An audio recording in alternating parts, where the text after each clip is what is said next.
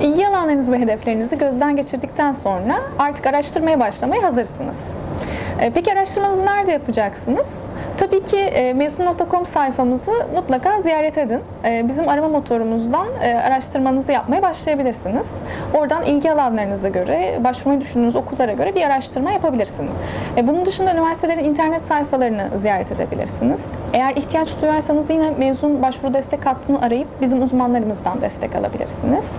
Üniversitelerin kendi öğrenci kabul birimleriyle doğrudan yazışıp onlardan doğrudan yardım alabilirsiniz.